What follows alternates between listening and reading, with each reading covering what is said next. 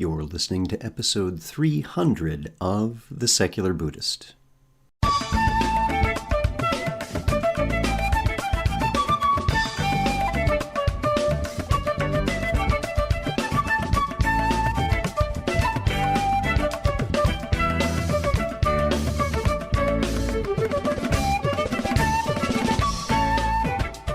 Welcome to The Secular Buddhist. I'm Ted Meissner. The Secular Buddhist is the official podcast of the Secular Buddhist Association, a grassroots-driven effort to answer the needs of secular teaching and practice for contemporary society. The podcast has interviews and roundtable discussions pertaining to engaged Buddhist training and practice, and the SBA website has show notes for each episode along with resource materials. Though the podcast focuses on core practice from a secular viewpoint, more traditional teachings are welcome and openly discussed. Arno, Michaelis and Pardeep Singh Kaleka speak about the gift of our wounds. A Sikh and a former white supremacist find forgiveness after hate.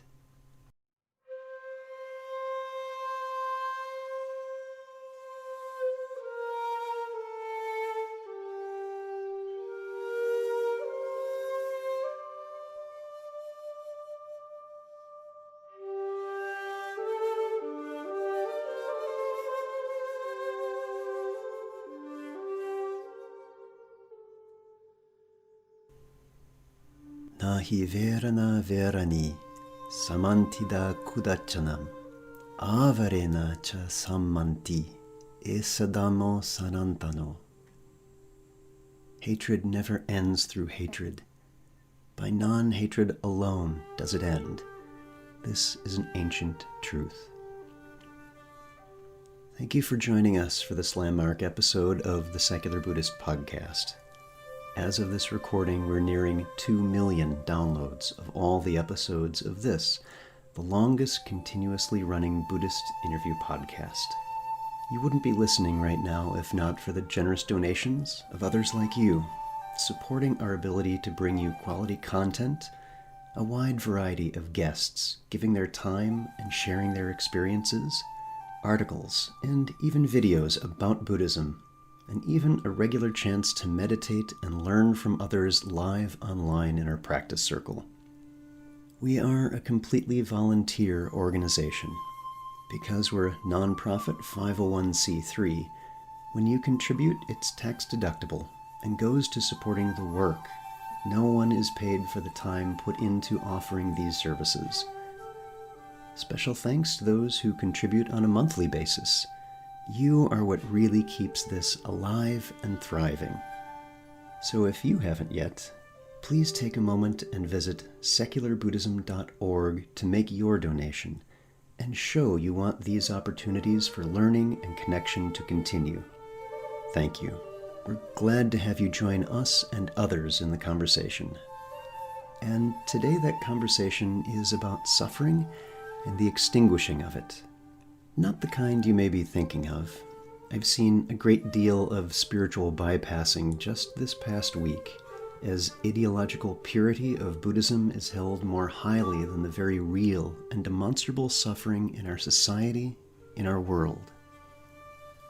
It's insidiously easy to accept the notion that one's meditative practice is enough, turning a blind eye to starvation, war, bigotry, and a host of other ills in a hurting world becomes so seductive that seeing them as less important than enlightenment becomes key in the defense of that avoidance of dukkha. I'm going to suggest that's a pervasive and perverse ignorance. Suffering is not limited to the realm of ideals. It's real, it's here, and Buddhist practice can change hearts and minds. Today's episode is about the positive influence Buddhism has had in the turning of one man's life into one of love and compassion, away from hate. In August of 2012, Wade Michael Page, a white supremacist, opened fire in a Sikh temple in Oak Creek, Wisconsin. He murdered 6 people and wounded 4 more. One of the men killed that day was Satwant Singh Kaleka, a proud American immigrant and devout Sikh. At the time of the attack, the founder of one of the world's largest skinhead organizations, had left his racist life behind. When he learned Paige came from the same skinhead world he used to live in, he felt a wave of guilt and an immediate need to take action. One of today's guests, Pardeep, devastated by his father, Satwant's death, and infuriated by the attack, was trying to make sense of what happened. His search for answers led him to email Arno, our other guest, and former white supremacist. The two men met and connected on a deep level. That first meeting planted a powerful seed. As Arno puts it, a brown Sikh and a former racist skinhead together, talking about unity and oneness. Arno and Pardeep went on to form Serve to Unite, an organization that works to create inclusive, compassionate, and non-violent climates in schools and communities. Arno Michaelis is now a speaker, author of My Life After Hate, and works with Serve to Unite. He has appeared on CNN's Anderson Cooper 360, the BBC, and MSNBC, and in the New York Times, Huffington Post, the Washington Post, and more recently, The View. Pardeep Singh Kaleka has become a powerful voice against hate crime and violence. Pardeep helped found the organization Serve to Unite, which brings together people from different religions and cultural backgrounds. He has appeared on NBC, Fox, CNN, Democracy Now!, NPR, and Voices on Anti-Semitism, a podcast series from the United States Holocaust Memorial Museum. He is married with 4 young children. So, sit back, relax, and have a nice togetherness tea.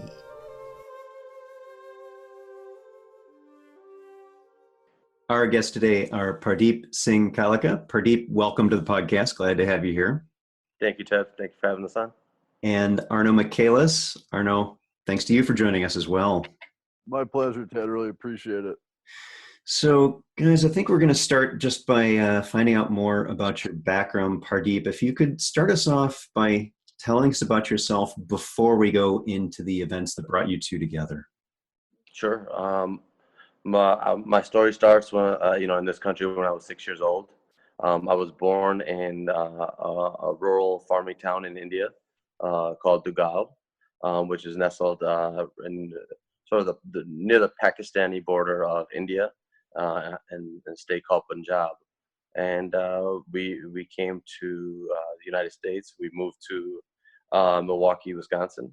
At that time, Milwaukee really had a good, thriving manufacturing industry. So that was a lot of the pull factors. With that said, being advertised as the land of opportunity, my parents found it a little bit difficult to just gain traction in this sort of American dream. My mom had only graduated from 5th grade and barely spoke any English. And my father, he didn't speak much English as well, and wore a turban. So the opportunity was scarce for both of them. My father's first job was working at a convenience store for a friend of his, and it was kind of at that time, and still to this time, that was a lot of like people's first opportunity was really a friend who gave them a chance at either a convenience store or working under their cab tag. And then shortly after that, my mom found a job. She was a phenomenal a seamstress, and so she found a job at a place called Eagle Knitting in downtown Milwaukee, and that was our lifestyle. It was dad was working the convenience store, mom was working at this knitting place. I think they both brought home about $4 an hour combined at that time. And so, very, very just humble beginnings. I remember moving around quite a bit as we moved here. And I think part of that was just really trying to find where in Milwaukee we belonged. Originally, we moved in with family. We stayed with family until that became too much of a stress. And then we moved around the north side of Milwaukee, which is now considered the inner city of Milwaukee. And we moved there until it got until really like it started to get really violent. And this was in the 80s. Uh, a lot of the legal economy that I was talking about turned into the illegal economy as jobs started to leave Milwaukee. Very much like Detroit and other major cities where you sort of just had this exodus of good paying manufacturing jobs, blue collar labor, and we started to see the rise of the illegal economy. With that came drugs, turf wars, and anything, everything that comes with it. We moved and we moved and we moved quite a bit. A couple times we were robbed. And burglarized, and dad was just going through this where uh, he was struggling, and I could see a lot of that stress and tension um, having impact on him and my mother. And so we decided that we were going to move down south and then get and try to find other work, doing other stuff. And we moved down there. Dad was the south was a little bit different than the north, so definitely like having to assimilate. Dad cut his hair, and then for 6, we have we wear turbans, and the turbans cover our hair. And so this was the first time that he would like lose a lot of his identity Yeah. for this job, and just all that combined created, and without having family down there, most of our family was up in Wisconsin. And so he quickly decided to move back to Wisconsin and really try to make a go of not just working at a convenience store, but owning a convenience store and finding his own. And that's so when we moved back, he bought a small store in a traditionally Polish neighborhood on the south side of Milwaukee. And this was just a garage. There was no convenience part to it. I mean, except for a few vending machines. And at that time, you'd pay a quarter for a soda or like a quarter for some other kind of like candy bar and things like that. It was very old school. And then that entire summer, we turned it from two vending machines into a proper convenience store. And slowly but surely, they started to really gain this traction. And mom and dad, they both worked, so it was kind of up to me to. I had a younger brother. He's 2 years younger than me. When we moved here, he was 4 years old. So even since that time, it was really up to me as older brother to kind of take care of my younger brother. And that was mom and dad were gone quite a bit. They that they had to work. So I mean, and I was growing up as your sort of typical American kid, but I knew that I was anything but that.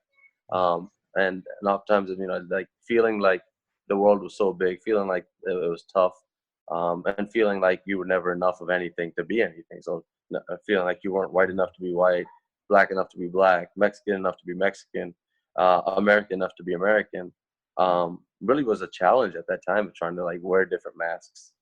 And trying to find that identity was the major part of growing up. Eventually we would, and we graduated from high school. Both me and my brother went off to college, and I became the first one to graduate from college in our family. And then my brother would graduate a year later. I became a police officer, something that I've always dreamt about doing since I was a boy.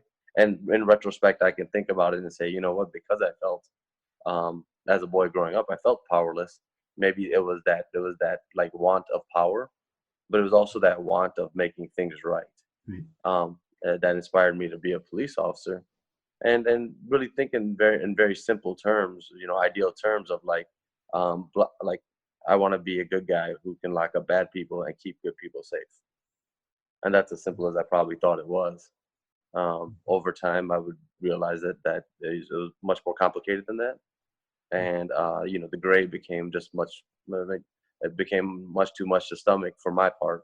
And thinking back now, I think about how much police officers do sacrifice, and not just sacrifice physically or with their relationship with their spouses and things like that, but really sacrificing of soul. Um, and I have a deep respect for police officers, but I knew that I wasn't meant to do this work.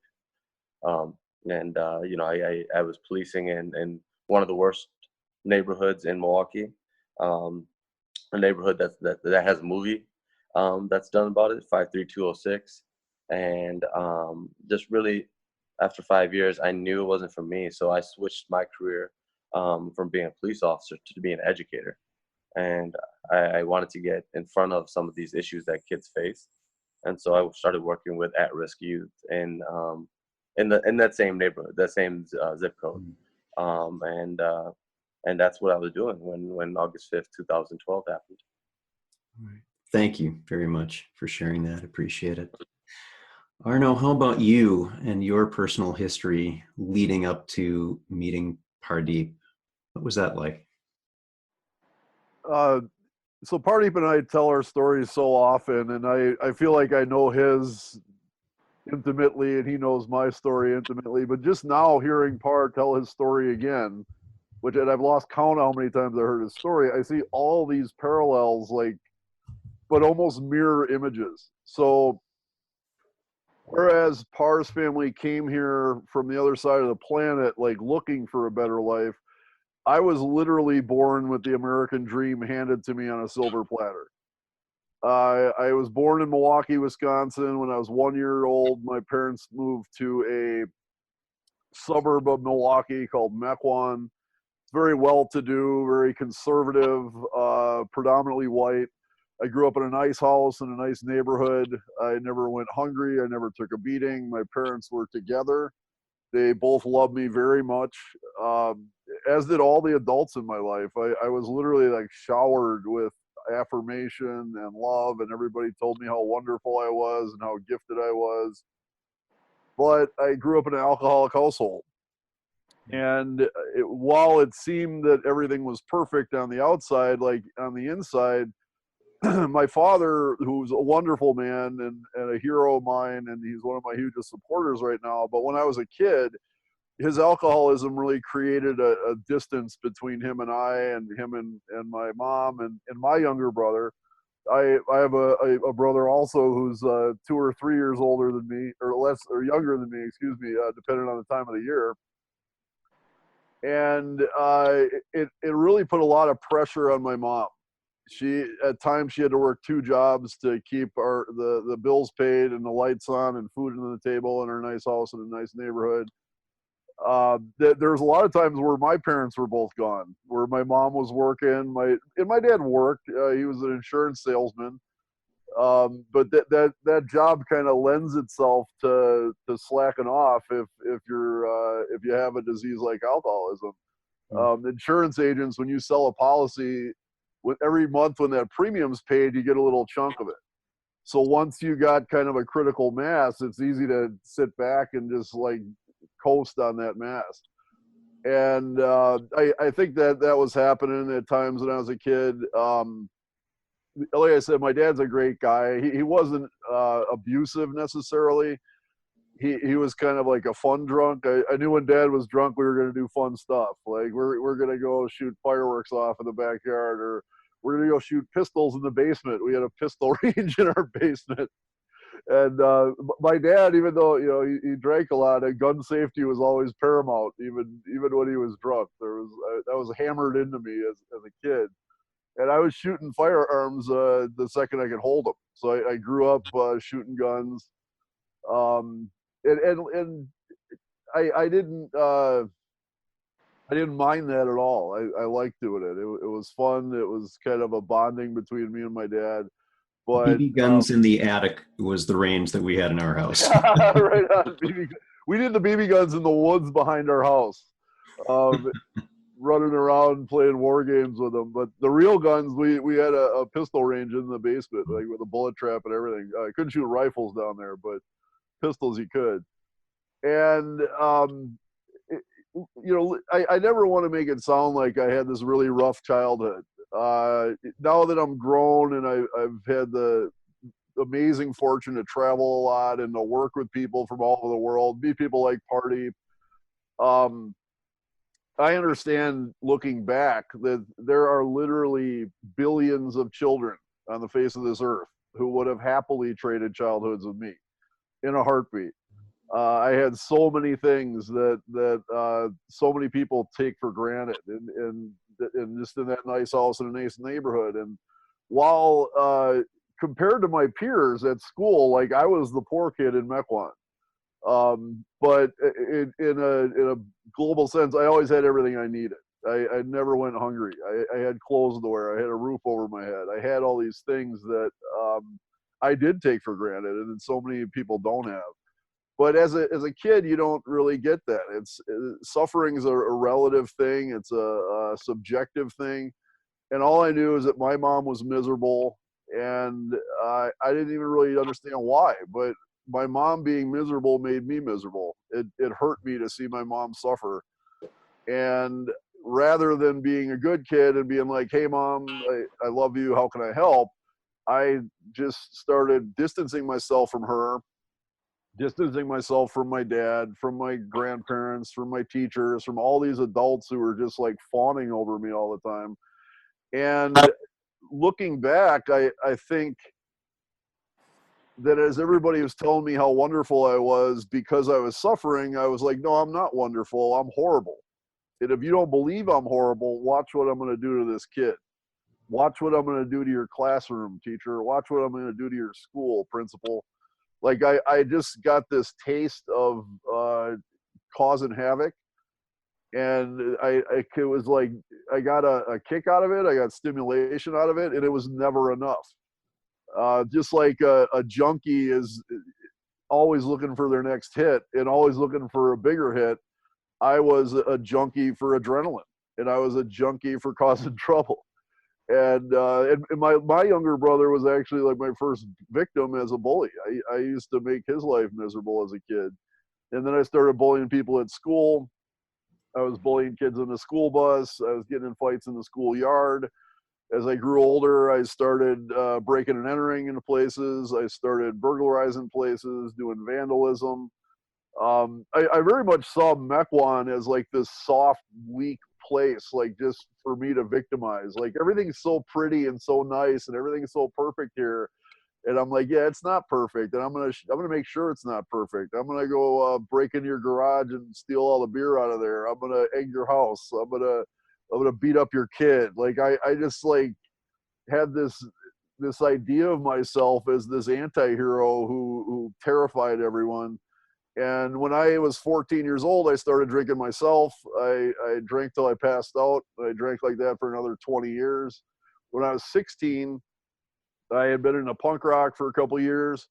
I never want to make it sound like punk rock is some kind of gateway drug to becoming a white power skinhead. I still love punk, and I think there's a lot of like great things about the kind of the punk subculture, just in thinking for yourself and not conforming, questioning authority, do things for yourself. But to me, punk was just about breaking shit. It was just about like, rebelling and just raw aggression. And as a 16-year-old, here I am. I'm an alcoholic already, full-blown alcoholic. I had been violent since I was a little kid. Like violence was very familiar to me. In fact, it was comforting to me. And like I think every teenager has at least one moment in their life where they're like, "Ooh, I hate you!" Like when an adult or a teacher tells them they can't do something, and you got all these hormones raging, and you're emotional, and you're like, "Rah!" And fortunately, most people just let that pass and like get on with their lives. But for me, that was just part of the rush. So I'm just like, not only like, "Ooh, I hate you," but I hate this school, and I hate this town, and I hate this society, and I hate the government, I hate cops, like I hate everybody. And that's who I was when I heard white power skinhead music when I was 16 years old. I heard this skinhead band from England, and it's the kind of fast, aggressive music that punk was that I liked anyway, but the lyrics were about race and nation and blood and soil and all these like very romantic and dramatic themes that Adolf Hitler used to twist the minds of millions of Germans to the point of mass murder. Those are the same themes that to me just like made the back of my hair on the back of my neck stand up, and I'm just like, oh, this is awesome. Like, where has this been all my life? Plus, it really pisses people off. Like, nothing pisses people off like a swastika. And I wasn't ignorant as to why, but I didn't care because this was like, it fed my adrenaline habit.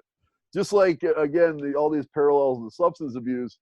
When you're an alcoholic, when you're a heroin addict, when you're a crack addict, like, you know that what you're doing to get your fix is wrong.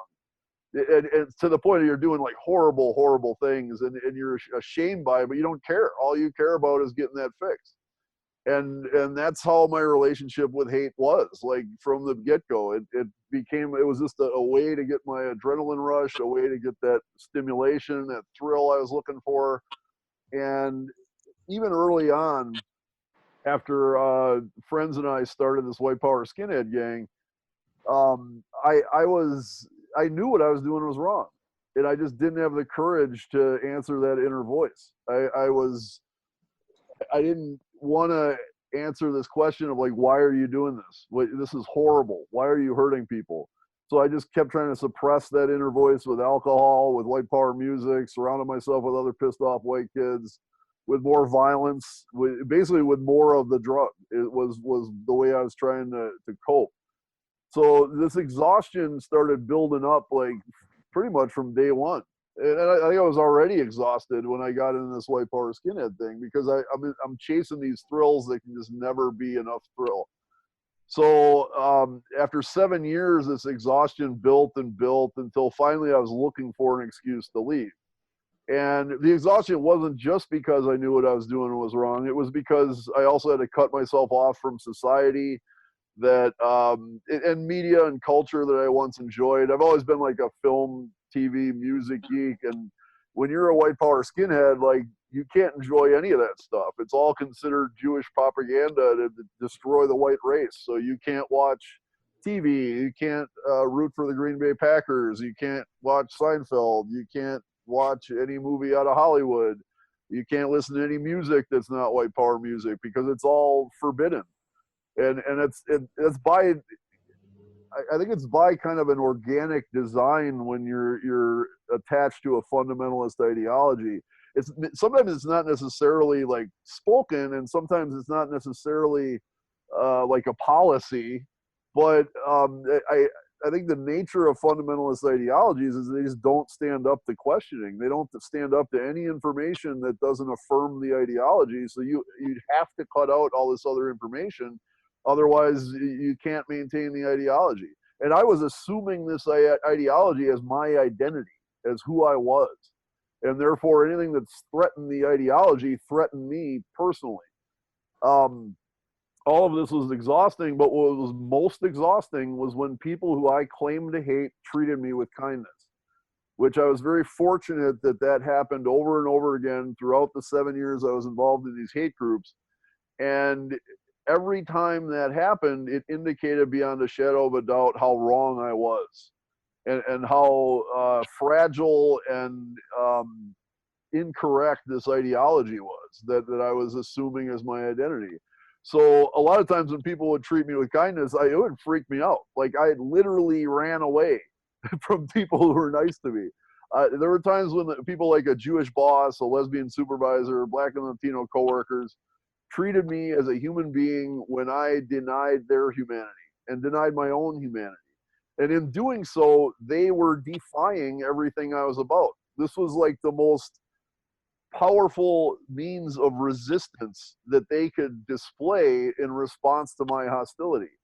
When I was a white power skinhead, everything I did, every waking moment, every breath I drew was meant to offend people. It was meant to provoke hostility. It was meant to provoke aggression. So when people would be rightfully angry with me and screaming at me, ideally, if they want to bring it to the level of violence with me, that was exactly what I was looking for. So when people saw me and who I was and they wanted to attack me, they were literally putty in my hands. They were puppets on a string that I was pulling. Like, they were doing exactly what I wanted them to do. But when people said, no, I'm not going to let you make the rules of engagement here, I'm going to make the rules. And the rules are, we're human beings, and I'm going to show you how human beings should treat each other. That was defiance. that was kryptonite to everything I was trying to believe in. And so, fortunately, thanks to those very brave people who showed me this kindness and all these other factors of exhaustion that were in play, after 7 years, I was looking for an excuse to leave. And that excuse came in kind of a two-stage process. In 1994, I became a single parent to my 18-month-old daughter. Her mother and I had broken up. Go figure, but hate and violence and alcohol is not a recipe for a healthy relationship between a man and a woman. And a couple months after I found myself a single parent, a second friend of mine was murdered in a street fight. And by that time, I had lost count of how many friends had went to prison. And so it finally hit me that if I didn't change my ways, death or prison were going to take me from my daughter. So in 1994, I walked away from hate groups, and immediately I felt like there's this huge weight off my shoulders. It was really this amazing sense of freedom, because now, like, I can listen to the Beastie Boys again. I can root for the Packers. I can go watch my favorite movie, Blade Runner. I can enjoy movies from Hollywood. Like, I can enjoy TV. And most importantly, I can talk to whoever I want to talk to, and I can associate with whoever I want to associate.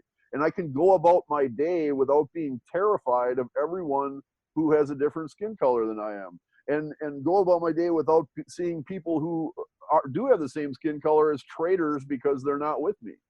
It really developed to the point of hedonism, in the sense that a couple years after I left the skinhead gang, I found myself like deeply immersed in the rave scene.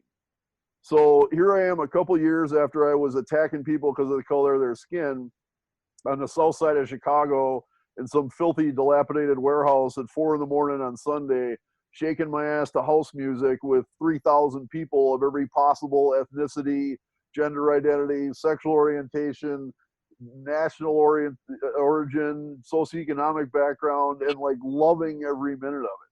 And even when I still had swastikas tattooed over me, people in the rave scene like forgave me and accepted me on the spot. It was really as much of an extreme in the opposite direction as what I was engaged in before. So whereas in my skinhead days, I was literally wallowing in practicing extreme hate and violence, in the rave days, I was like wallowing and practicing extreme love and acceptance and experiencing forgiveness at every turn, and compassion and acceptance at every turn. And it was really formative for me. It was really important part of my recovery, I think. Every day I'm grateful I'm not who I was then, and I'm grateful for all my friends in the rave scene, many of whom I'm still very tight with, and I still love the music. I'm a little old to be staying up all night every Saturday nowadays, but I listen to the music all the time. I kind of keep in touch with everyone. My daughter is now a big techno head, and it's an awesome thing to like love the same music as your kid. We rock out together to techno quite a bit. But at the same time, like, the rave scene wasn't the answer. It wasn't like the end of my journey. I was still drinking heavily, and I added to that very heavy drug use and drug selling, and to the point where that was endangering my freedom and my relationship with my daughter. So once again, she saved my life back in the rave days when I quit selling drugs for her sake, because it hit me that prison could once again take me away from her if I kept doing the stupid shit I was doing.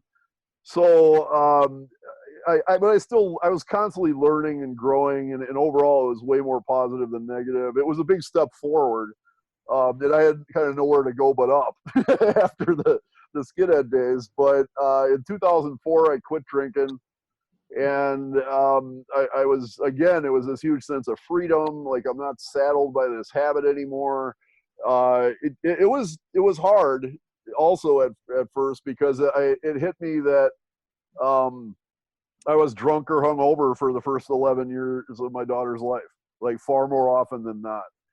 And I never had a hard time staying off alcohol, because while my daughter never said anything to me about my drinking the whole time I drank, after I quit and I told her I quit, she said, Dad, I'm really glad you're quitting drinking, because I always hated it when you were drunk. And anytime I felt like, the few times I felt tempted to have a drink, I just remember her saying that. And right away I found the strength to never touch alcohol again. So it's been 14 years alcohol free as of January 1st this year. And I'm proud of that, but I still wish I would have done it earlier.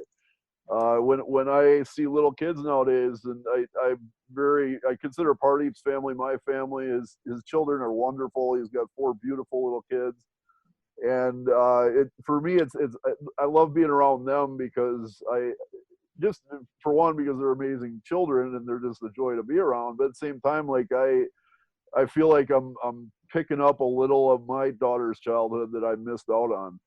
And so it's a type of thing where, again, if we're talking about the gift of our wounds, you gotta like look back and you have to find the good in the mistakes you made and use it to motivate you to do good today. So after I quit drinking, things were great initially again, but then a couple of years later, my past came rushing up to consume me.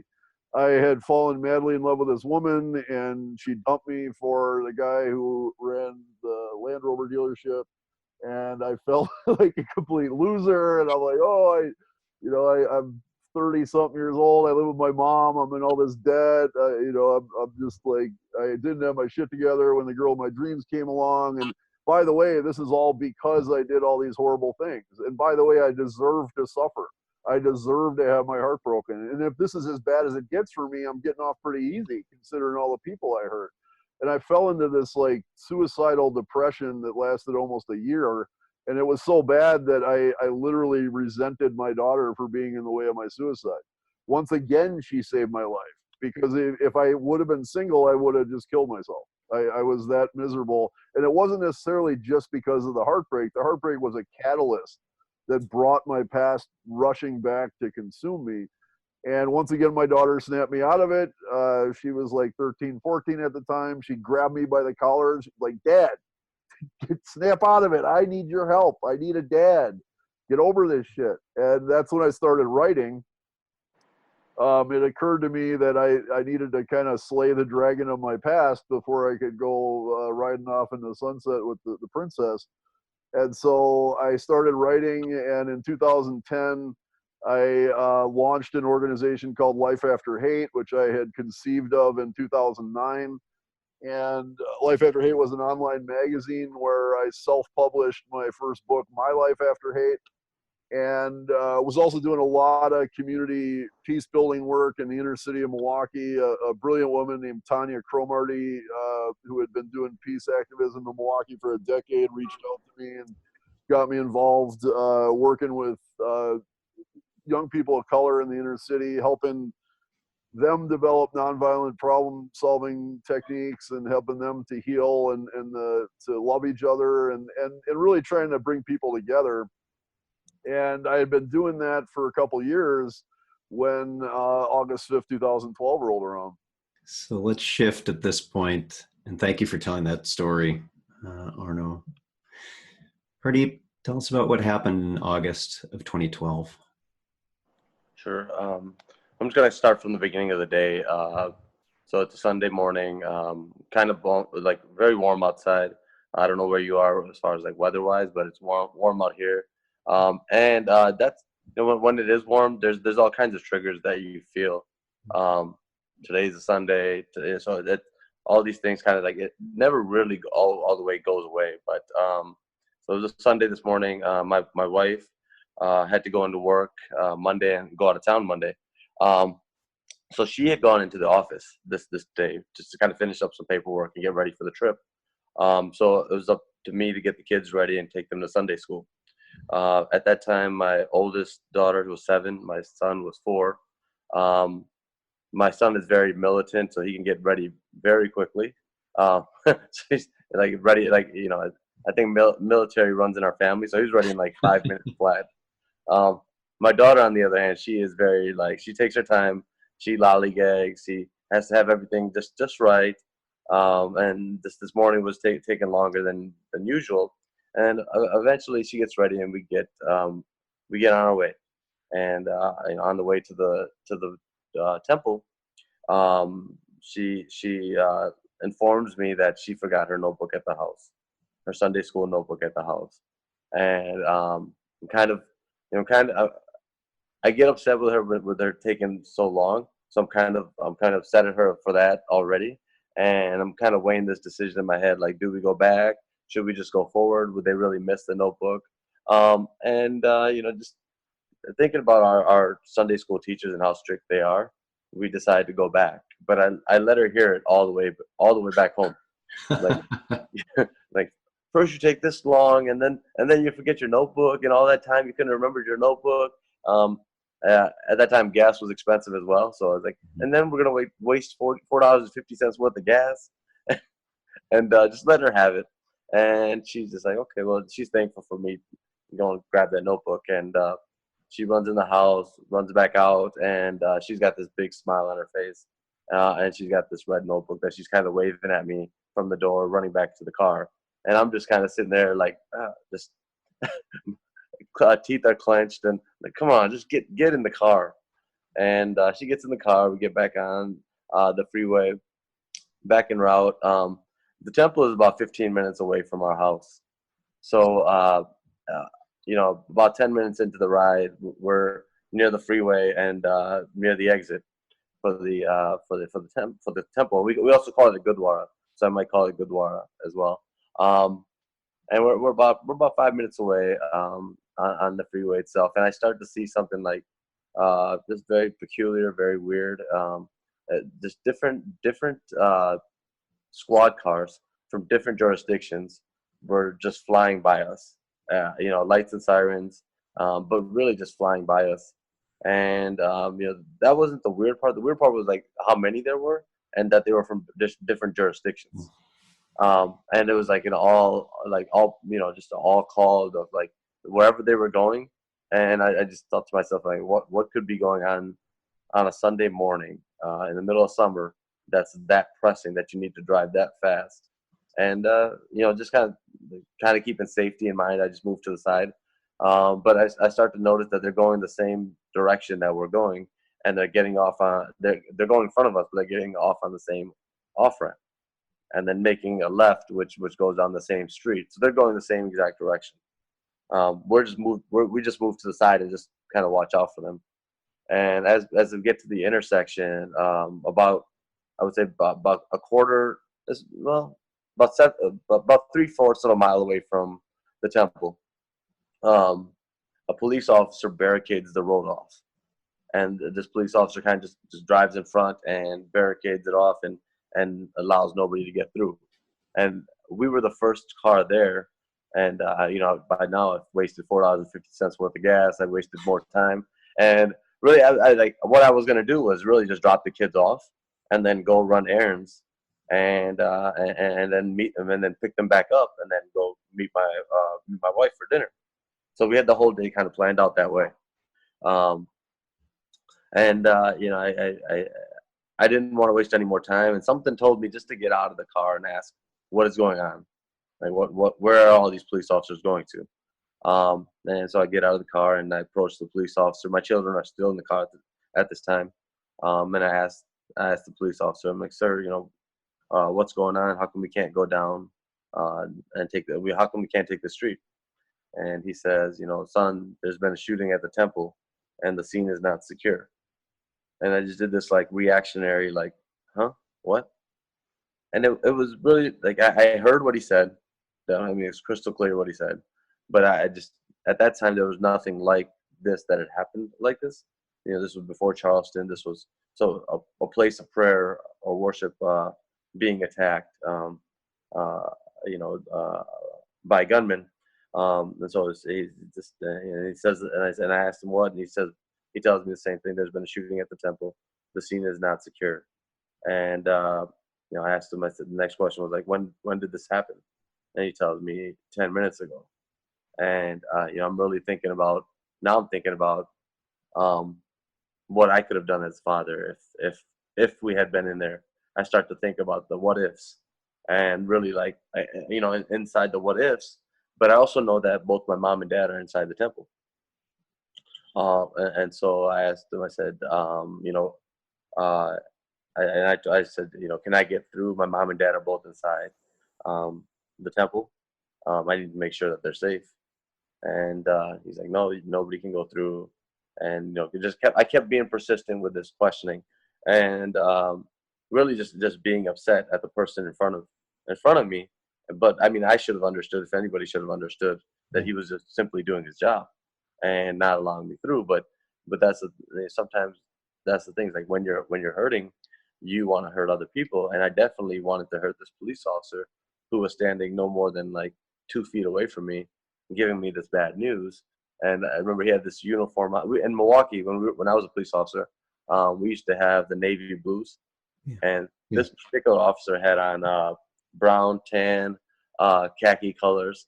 So his uniform was just different colors. And I remember thinking to myself, as he's giving me this bad news and not letting me go through, you got to have the ugliest, shitty uniform that I've ever seen in my life. Looks like State Patrol, for Christ's sake, not a real Yeah. cop. Probably was some kind of state patrol, something. But I just remember thinking that's the ugly. Why would they give you such an ugly uniform? And there's some things that just stick out and are vivid of that day. And one is like her running with that red notebook, the uniform, and I think a lot of those things, they stick out because there's feelings behind it, and unprocessed feelings. So I mean, I'm sitting there and I'm like really like in a bag of emotional skin of like anger, frustration, guilt, relief, you name it, and you're feeling it at that time. Victimization, and I mean, and as the day goes, I'm just trying to gain access into to find out what happened to mom and dad. And so my next point is like, okay, let's put the kids and let's get the kids to safety, and let me try to make my way to the command post. So I kind of know the procedure, and then I'm calling different police departments and calling into Milwaukee. Hey, this is so and so. I'm a former police officer with District 7. There's been a shooting at the temple. Called up my former partners, who is in charge of the command post. I want to get in. And once I found out who was in charge of the command post, I gained access, and really just gained access to see if mom and dad are all right. I'm trying to find out if they're fine. And I'm sitting in there, and the scene is just chaotic. There's people who are crying. There's people who are in shock. There's people. I mean, there's a hugging, and then people are thoroughly confused. You can tell that there was translation gaps. People didn't understand other people. Law enforcement really didn't have anybody that fluently spoke the language, not enough to translate. So I offer up my services and say, you know what, if you want, I'll translate for you. I can, just kind of figure out what's happening. And in the midst of like translating and helping law enforcement out, I see my mom, and I'm completely relieved. She's lying on the floor against the wall, and I run up to her, and she's definitely in shock. I ask her if she's okay.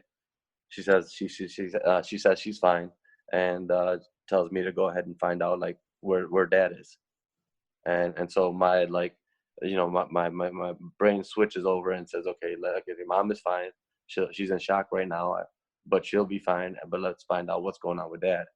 Meanwhile, I had been getting these phone calls from people inside the temple the entire time. And some of these phone calls were saying that like dad was shot. Hurry up and get the ambulance here. So, some of these phone calls were saying other things. So we were just kind of finding out from social media what's happening that day, what was going on, and it really just the day was just just a lot of confusion. You never expect to be like part of anything like this. You expect to hear about it on the news, but when you're part of it, it's like all the stuff that happens behind the scenes never really gets like understood for like the depth that people are suffering. And I think that day was kind of like that. Is like we didn't feel as a community that we were listened to. We didn't feel like considered. There was a lot of like how the response of the police officers and how it took them so long to get inside. Would that have happened if we weren't this unknown people? would it happen if like the shooter was a Muslim and it was a church, or would there have been more of a you know an inspiration to get inside there quicker? And so, I mean, the day is just marred by just thinking and finding out. By that evening, and the shooting started around 10 o'clock in the morning. So by around 10 o'clock in the evening, 12 hours later, we would receive a notification from law enforcement. And I remember they called me and my brother in. By this time, the hours had gone so long that most of the crowd had disappeared, and really this crowd was, it wasn't just our congregation, but it was congregations that were getting out of church, congregations who were getting out of synagogues, mosques, mandars, masjids, you name it, and there were people who didn't who weren't getting out of any kind of, they didn't go to church or worship, but they just came and showed up. But I mean, people of all different races, colors, creeds, and things. And by the end of the day, this crowd kind of had gone away, and there was only about 50 people left.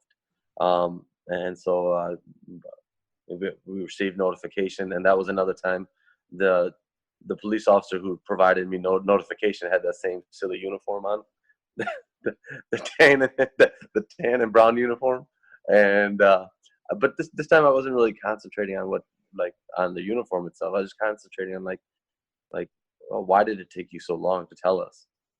And were we not worth telling before? I felt it kind of unfair because now I knew that once they did tell us the inevitable of your dad was shot 5 times, and he did not make it, that I would have to go home and tell my mom. And I thought that was incredibly unfair, that they should have had to make that notification. So just a lot of anger. I remember screaming all the way home in the car by myself, and even at that moment, realizing that we couldn't show weakness to the world because of what happened to us, that it had to be done in private. And then everybody would have understood. Everybody would have understood if you were angry and said, okay, you know what, I'm just going to scream and yell and cuss. And but realizing that, hey, you know what, you got to go home and have the responsibility of telling mom, and all the way home kind of thinking about what am I going to say to her. She took one look at me and knew, and said, and I didn't have to tell her anything. So as things unfolded and more was learned about this horrible event, and again, I'm so sorry for your loss and the loss to the community and the impacts of it. What was found out about the shooter and what was revealed about his relationship to your now friend Arno, who's on with us? Yeah, we're finding out at that time, kind of just as people find out news, and really just finding out okay, the shooter was an affiliated white supremacist. His name was Wade Michael Page. We would find out later that he was ex-military, psychological operations. He was discharged out of the military. Following his discharge out of the military, he's also from Littleton, Colorado, where Columbine happened. But after his discharge, he got involved in the white supremacist movement and became a hammerskin. The thing that's not advertised as much out there, but we kind of know because Milwaukee is a small place, was there was a lot of rejection, obviously, in his life. There was a rejection from, I'm assuming there was some kind of rejection in his childhood. There was a rejection from the military. From what we know, he wasn't really all that accepted by even the white supremacists that he called comrades. But about a week before the shooting happened, he was also rejected by the woman that he proposed to, and asked her to marry him, and he didn't. And then so talking about all this, there's something that we have to also address with the rejection and how we cope with it. We found out all that about the shooter, and really, trying to put a brave face on for the world. We knew whatever it was that separation, or the attempt of separation, was the motive, the uh, hatred to basically instill hatred in a different community. And just like Arnold said, a lot of our inspiration to act the way that we did was to defy hatred and defy separation. And really, what, we're going to bring people together because this all happened.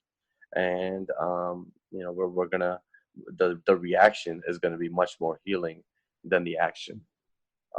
And that's we did that for about 2.5 months. But my motivation for reaching out to Arno, even like as we first reached out via email, was to really get an understanding. Was to get an understanding of like why somebody would do something like this. While we can assume all those things, I'm not the type to kind of keep on assuming and just to not get it from credible sources and say, okay, you know what, I need to hear, from a credible source. And by this time, Arnold had been doing the work that he was doing, that he described, and for him to be known in the community as a former white supremacist. I did not know at that time that he had started, or he was one of the founders of the same organization that Wade Page belonged to. Yeah. So Arno, for you, you got this email from Pardeep about this this horrible event. What was that like for you? I was excited, really. It was, for me, it was an opportunity to help that I was really grateful for. When I started telling my story publicly in 2010, it really came from from self-interest. Like, I needed to get this out or it was going to kill me. But I found the more I told my story, that the more it helped other people heal, and the more it helped other people like face, open up their own wounds and clean them out good and get them to a place where they can start really healing rather than just festering. And so, and also I was already connected to this global network of former violent extremists and survivors of violent extremism. And listening to a lot of those survivors, I was I was just in awe of them. They were my greatest heroes and my greatest teachers. I'm still connected with all kinds of former violent extremists from all over the world, and we actually work with a lot of them in our Serve to Unite program as global mentors. But it's really the survivors who inspire me most. So when I got that email from Pardeep, it was literally like getting an email from Archbishop Desmond Tutu, or someone that I really saw as a hero and someone that I looked up to. I was really excited to hear from him, and also just humbly ready to offer whatever I can to help his healing process take the next step. So it's really interesting, guys, in listening to both your personal stories of your backgrounds and what's happened, what you've relayed. What's coming up for me is this sense of hate is exhausting, that it thrives in a climate of disconnectedness. In fact, in reaching desperately for connection that is not satisfying and fosters that exhaustion, and that healing seems to be coming from connection, from care. So I'm wondering if that's something you can share about with what happened next. Tell us about your friendship and what has grown out of this dialogue that you started with that email. Yeah. So eventually, we decided to stop texting each other and really just make a plan to meet. And even in the course of making these plans to meet, I was still, this is 2.5 months removed from a shooting that took your father, and then really going through some of the PTSD symptoms of not only just the community but personally, and the hypervigilance of this disassociation, like you said, just kind of being disconnected, not being able to sit still. So really, as we were communicating, I was excited, but I also was cautious and saying, okay, can a person like this really change? Do people like this really change when they have this kind of ideology that they believe in? Um, and those reservations were validated by other people within our family who said, was like, well, you know what, people like this don't really change. Um, and even testing our ideals of Sikhism, and saying, hey, if we don't believe in change, Sikhi means learner. If we don't believe in change and we don't think people change, what are we really like? What ideals do we really believe in? And coming back to that, I think there was some kind of spiritual presence that really moved us forward. And this is for both of us. Moved Arno forward and moved me forward. Moved Arno from that intention of like, you know what, this is, he had been working with survivors and perpetrators for a very long time, and there's an intention there of like, okay, you know what, this is what's going to happen, and not to say like you would ever want somebody to be hurt because of it, but that is his destiny, and so we just kept moving forward with that same sense. But I asked Arno, where do you want to meet for dinner, and he to my relief, he said a Thai restaurant. So that was my first gauge to say, okay, you know what, this person is not really not a white supremacist anymore, because like white people cannot handle spicy food, Yeah. let alone white supremacists. So that was a relief. and there's been this basically like judging, testing, going forward, because I mean, what would be how could we be courageous if there was no fear? So yeah, and we decided to meet out. Once we eventually met, we sat down and just realized that we have way more in common than we do different, with our two respective stories, and just from our family, from what we've been through, and really just knew at that moment that we were going to be working together for a long time.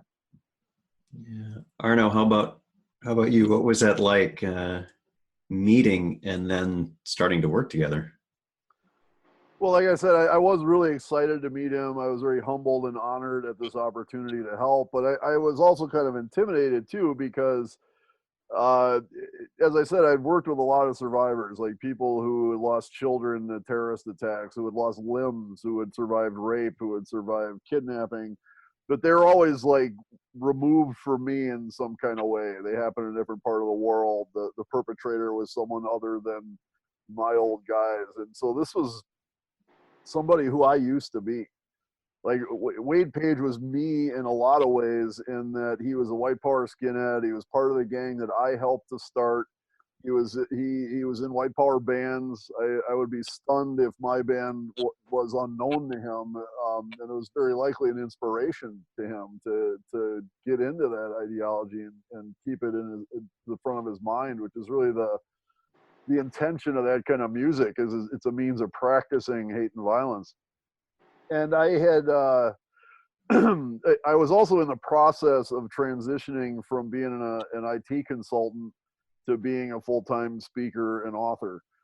And it was like literally right in the middle of that transition when August 5th happened. And after the shooting, I literally had the eyes of the world on me as a former white supremacist to comment on this, as happens in our news cycle and in media. So Monday morning, after Monday, August 6th, I was literally like buried in media requests, and I spent almost 8 to 10 hours a day doing media for later in the week. And as someone who's an aspiring author and speaker, there honestly couldn't have been a better situation.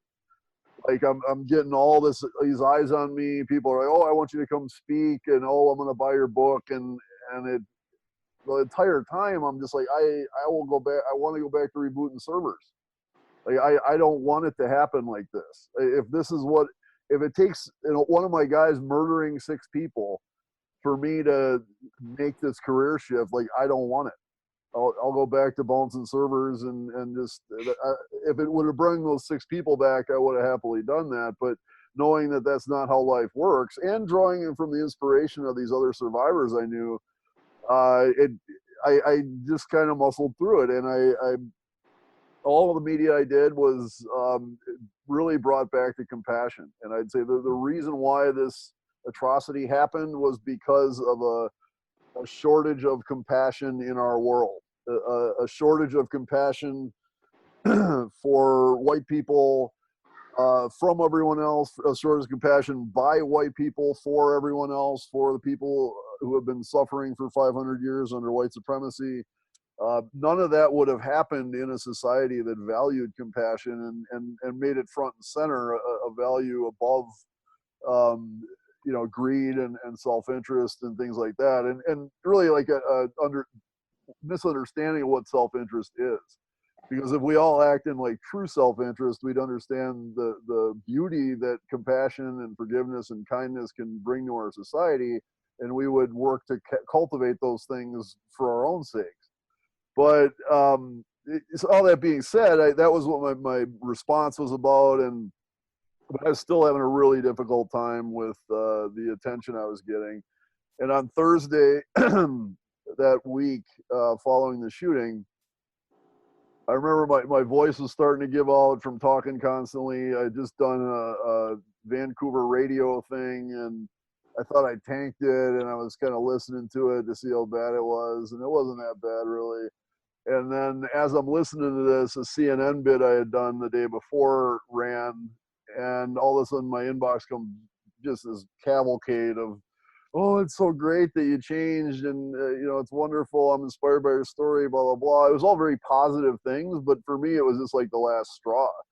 And I was like, I don't want this. I mean, I can only imagine how Parr felt, and how all these other people who lost there's 2 boys who lost their mother. There's people who lost their grandpa, and just thinking about them, I was like, I don't want this shit. I want to give it back. And I just kind of shut everything off, and I was sobbing hysterically for a couple of hours. I literally had a nervous breakdown. And that following Sunday, exactly a week after the shooting, there was a vigil, and people invited me to speak, and I came and did like a really fast 3-minute talk. But it was about practice. It was about how practicing hate made the shooter so miserable that nothing but homicide followed by suicide seemed to make sense, and how practicing kindness and compassion and forgiveness is the answer. That's how you create a society where this kind of stuff is less likely to happen. And a guy from the Sikh coalition, Jasjit Singh, came up to me, and he thanked me for what I had to say, and he said he saw me on other media, and it helped him to see me saying this. And I just lost it again, and I'm just sobbing, tearing mess. And I remember he had this really beautiful, and I imagine very expensive silk suit on that matches perfectly wrapped turban. And as I'm crying, he gave me a hug, and he's like, "Oh, it's dude, we really appreciate you." And I'm like, "I'm sorry, I'm getting snot on your suit," which I was. And he's like, "No, don't worry about it, dude. Like, we're happy. We're so grateful that you're here and you're using your voice to make this kind of statement." And so that kind of validation from him was really important. But going back to meeting Parr a couple months later, even, all that stuff was still really sore for me, and I'm kind of freaked out. I'm like, I'm gonna be a crying, sobbing mess when I meet Pardeep. Like, what do I say to him? Like, nothing would seem like enough. Like, hey, I'm Arno. Sorry about your dad. Like, that's not enough. That's not gonna work. Like, what? And I'm usually never lost for words, but the prospect of meeting Pardeep, I was at a loss for words. So and the restaurant I suggested was like, I live in this restaurant. I eat there 5 days a week sometimes. I know the owners, I know the chefs, I know the servers. Like, they're all gonna see me losing my shit when I meet Pardeep. Like, what's gonna happen? I was pretty freaked out at the same time as being honored and humbled.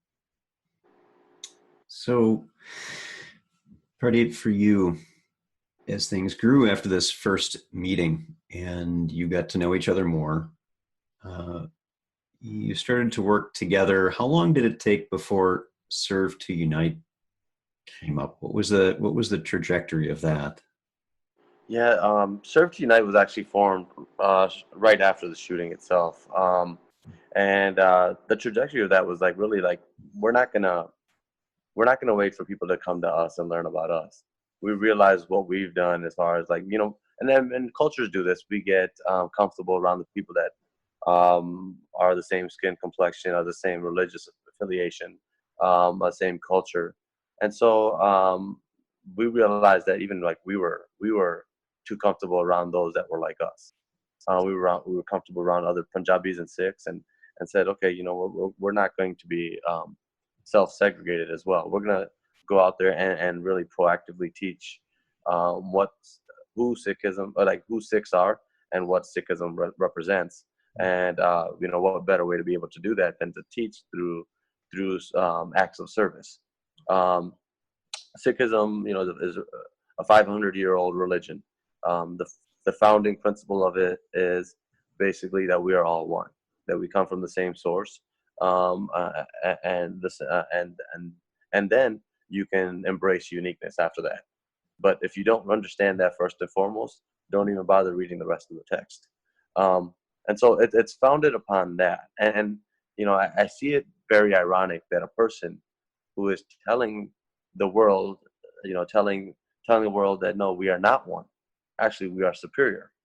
And so you really have a battle of not only just it's like an incident, but you have a battle of ideals that are fighting one another, and these two ideals are like, you know, we see it in different movies. We just got done watching like Black Panther. And you're kind of watching this like like these ideals play out in front of you, and this time it's happening in real life, and saying, okay, you know what, we're gonna serve to unite because you are because this act, the person that committed this, the action was meant to divide, and using service learning and the spirit of oneness just to bring that forward. And so this was, I mean, and we were doing all these things about like community kitchens and education and taking on gun policy and hate crime legislation and all kinds of things.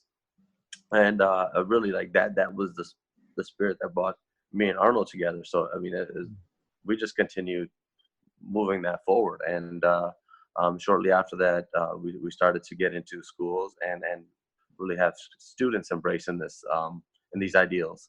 And students were perfect. They hadn't absorbed the culture long enough, but they were really proactive in taking on issues that face their communities. And we didn't advertise it as mental or spiritual health, but really, like as you said before, like this what causes suffering is a spirit of disconnection, and saying how can we create a more connected society, but at the same time, sneakily working in that we're really connecting you as a person, and while you take on these issues of the world, where like you're working on yourself, and that was very much my trajectory, and hopefully like students as well as community have been able to understand that Serve United is this program of developing spiritual growth and emotional intelligence within yourself, but also helping a society and seeing identity in being a peacemaker. Yeah. So, guys, how about the book itself? Mm. How did that get started? That gem of an idea, because you've already talked about some of the conditions that contribute to hate. You've already talked about some of the conditions about changing that. Yeah. So, what made you decide to collaborate on a book? Where'd that come from?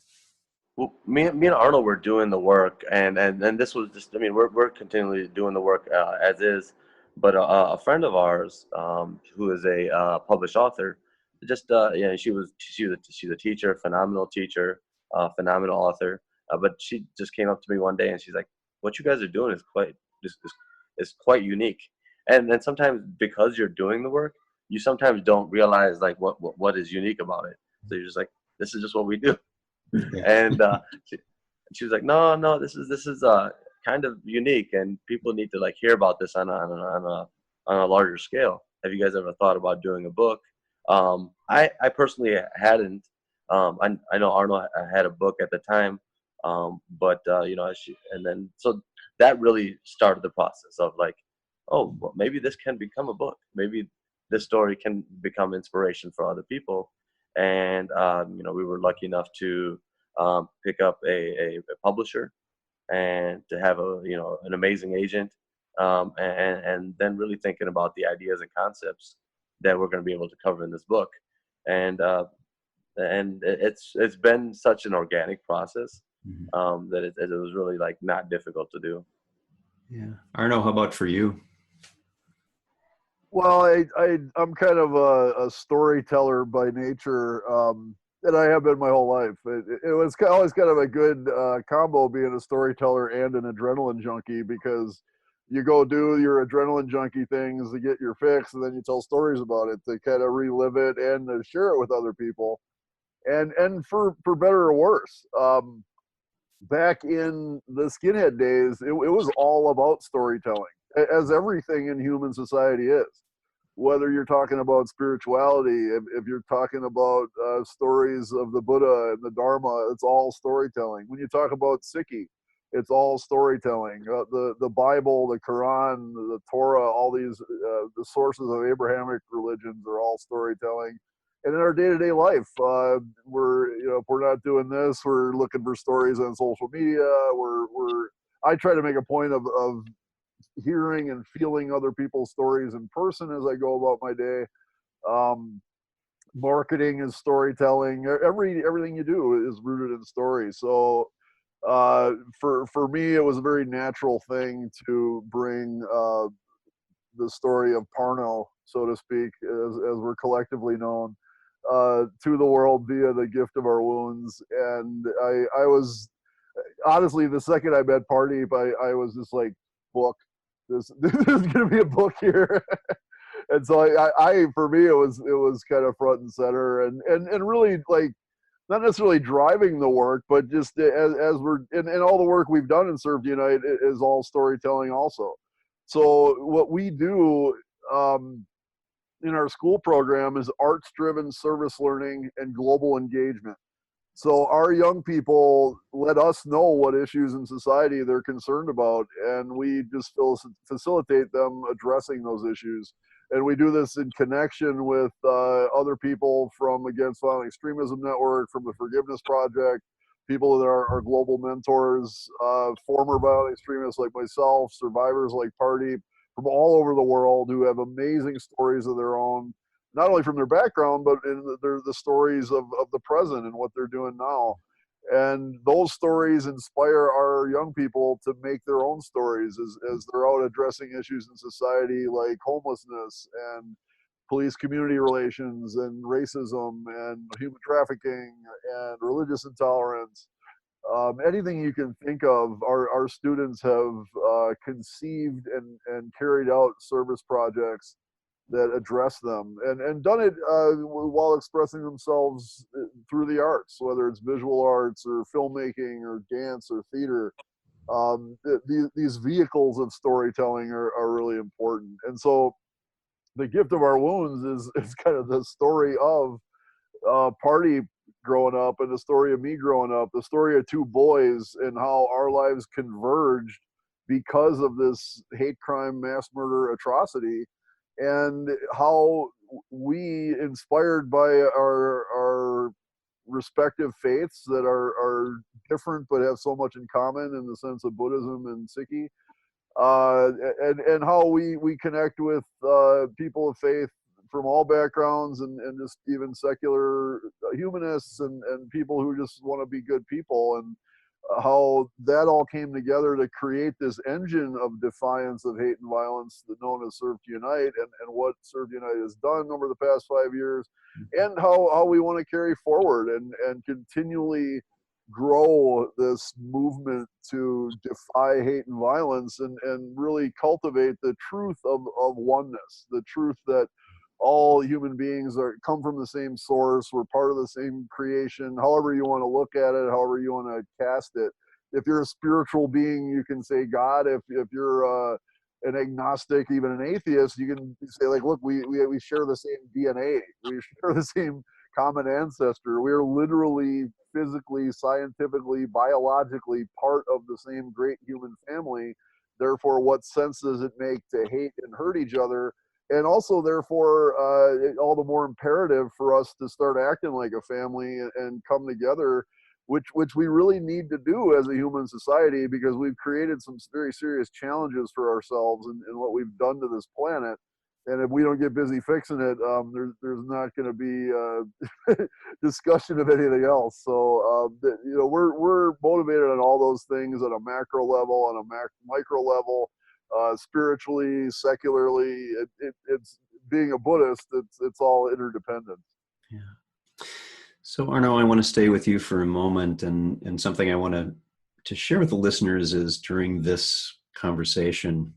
I've had the wonderful opportunity to see both of you on screen, and as you've been sharing your sorrows and your pains, and also your joys and the turnings, what I've seen in both of you has been really wonderful, and that your expressions have been ones of sharing each other's pains and hurts as you tell your stories, but also how your entire demeanors would change as the other would be sharing joys. Speaking of your children, of how you've influenced the world and things have shifted. And that's been really amazing. And I just wanted to note that for the listeners. And I wanted to ask each of you, and Arno, I'll start with you, is in this growing friendship that you have with someone you might not have anticipated a long time ago, what is it that you really admire about your friend? Pardeep has been my greatest teacher, what far and away one of my greatest inspirations, but also honestly, like an example of unconditional love, like on par with that of my mother's and my father's, and I put my parents through hell, like literally. And they never gave up on me. They never refused to stop loving me. And honestly, I put Pardeep through hell also sometimes. I'm not an easy person to get along with at times. I will always be in the midst of a healing process, and because of that, I can be a real dick sometimes. I can be just a pain to be around. And I have physiological issues, reasons for that also, in that I have post-concussion syndrome. I've had over 20 concussions. So like part of post-concussion syndrome is mood swings and easy frustration, chronic migraines, all kinds of physical problems also, which means like I'm not as delightful as I may seem at moments. And Pardeep and I spend a lot of time together. We do a ton of traveling together. We got to get up in the morning, go do a gig. We got to get something to eat. We got to drive 4 hours here. We got to drive 12 hours there. We got to fly to Denmark. We got to, we're doing all kinds of stuff. And throughout all of that, like no matter what, and even though we might fight here and there, but like Pardeep never ever gives up on me. Like I can have faith that Par will always have my back no matter what. And just knowing that this amazing man has that for me, even when I don't deserve it sometimes, like there's really nothing greater than that. There's no greater gift you could ask from someone. Thanks, Arno. And Pradeep, how about you? What is it that you appreciate about your friend? Yeah, no, thank you. That's a great question, and it's something that I think sometimes we seldom think about. But I appreciate even being able to like reflect on the past and what I appreciate about him. Arnold is just a genuine soul.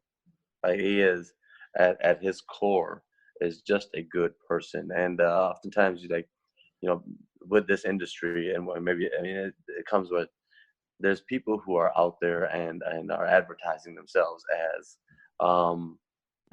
as being good people, but this is a man who in darkness, when nobody's watching, is a good person, and he's incredibly honest. He is, and I called him one day and I said, and I truly mean it, that like he has been not only my friend but my therapist, and I'm a therapist, so it's it's you just get these moments of like deep appreciation for not only just what somebody has meant to you, but for what somebody has meant to the cause. And when I was done, I do remember this moment. Like I was done, we were done writing the book, and we finally got a copy, and we saw that it was finally complete. No more edits to do, nothing else to do. And I was at my clinic, and I just kind of collapsed on the chair, and just kind of just started sobbing, and kind of a relief that one chapter is done. Like it's I feel like something has been done, something has been put into history, and saying, you know what, this is an example that people can take going forward. We hope that we have represented whatever we were supposed to represent here on this earth, and it was in that like time that you realize that sometimes there wasn't a chair to catch your collapse. Sometimes there was a man, and that man you never would have thought that you would have anything in common with to catch your collapse. And so that's what Arno means to me. I mean, like so many things, it's tough to put into words, but I mean, this man, he's not that hard to get along with, trust me. And you know, he's incredibly funny, incredibly engaging. But you know, hopefully, you know, I catch him during his collapses, and he has definitely caught me in mine. Great. Thank you. So for all of those who are listening to this, again, we'll have links to the organizations, a couple other sites, as well as to the book we've been talking about today, The Gift of Our Wounds. Our guest today, Pardeep Kaleka, thanks for being here. Thank you, Ted. And Arno Michaelis. Arno, thank you for being here as well. Thank you, Ted. It's been a great conversation. I'm super grateful.